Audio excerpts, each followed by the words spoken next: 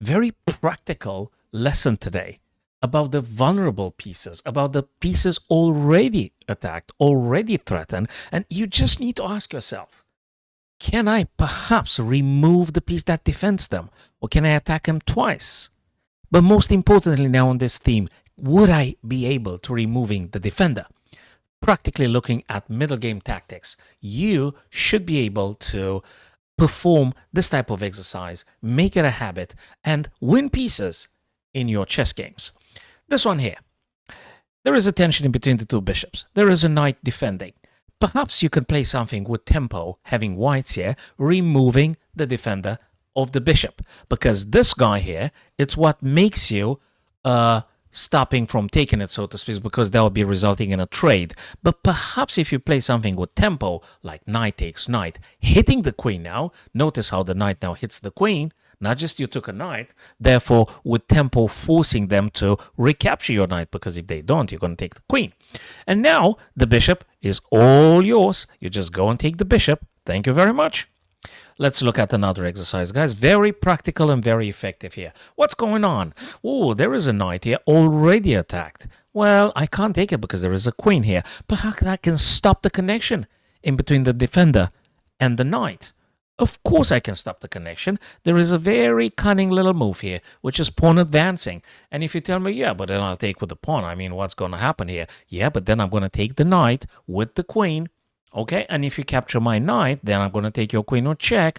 These little tactics matter so much. And if you say, yeah, but I'm taking with the knight, exactly the same thing applies. Queen's going to take on c7 now. Knight moves very well. I'm just up a piece. It don't matter now. I'm actually quite very happy to be trading pieces. Remember, guys, in the minute you have extra material, keep trading off those pieces, and then you're going to ending up having your advantage right there on the board. Next exercise for us to think about, guys. Ooh, the rook attacks the bishop, but the bishop is being defended by the white rook.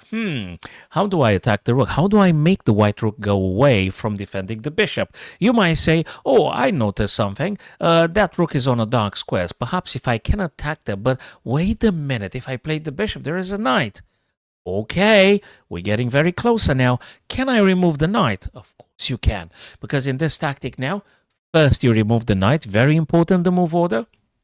Remove the knight. They will have to take back. And now you attack the rook with the bishop. Therefore, the bishop on c2 is completely vulnerable, and you're going to take them as soon as the rook moves away from protecting the bishop. Thank you. I just took a piece here, and you should be able to win.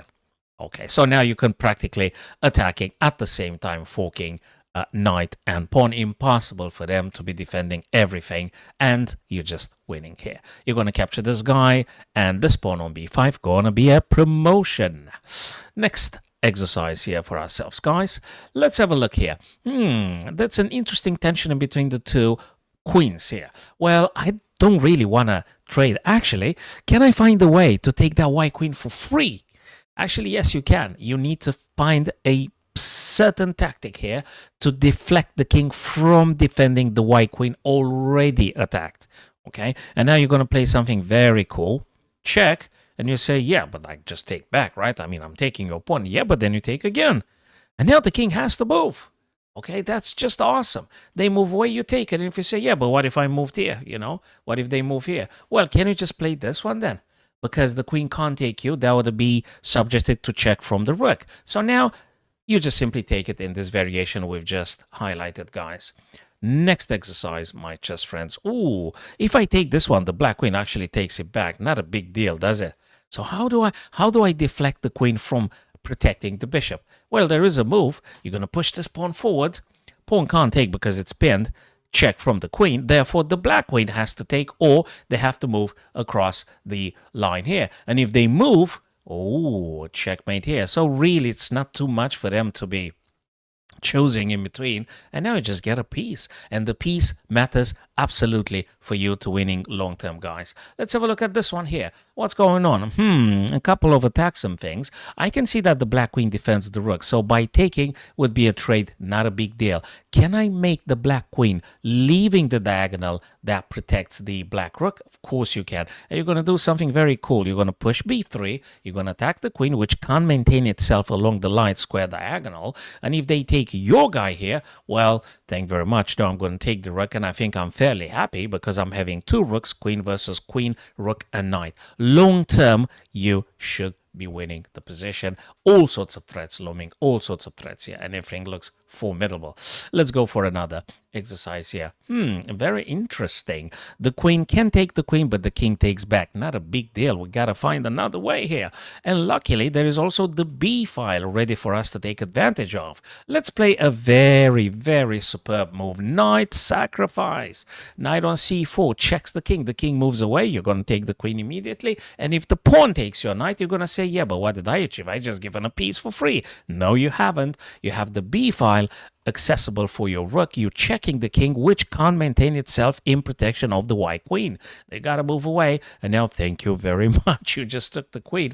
And then, that's it. That's it. Okay? Cool stuff. You took the queen. You're going to win.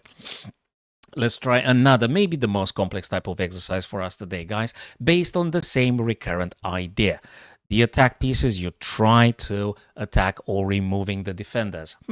They attacking your rook, but there is a plan here for white, and you're going to come up with a piece up. Let's take the bishop first here, and you're going to tell me, yeah, but they're going to take my rook. What do? I don't want to just trade here. There's going to be rook versus bishop. No, there is an in-between, intermezzo, Schwitzenzug move. Now you're going to play pawn takes. King, what does the king do? What does the king? They couldn't have played here because there is a bishop, so they have to move away from protecting the rook. And now the rook takes the black rook. And what have you gotten here? You've got a rook, you've got a bishop versus a rook. You've just won a piece, and that means you practically won the game. So guys, I hope that's useful. Subscribe to this channel. I'm going to come back with more very practical advices for my chess friends. Thank you.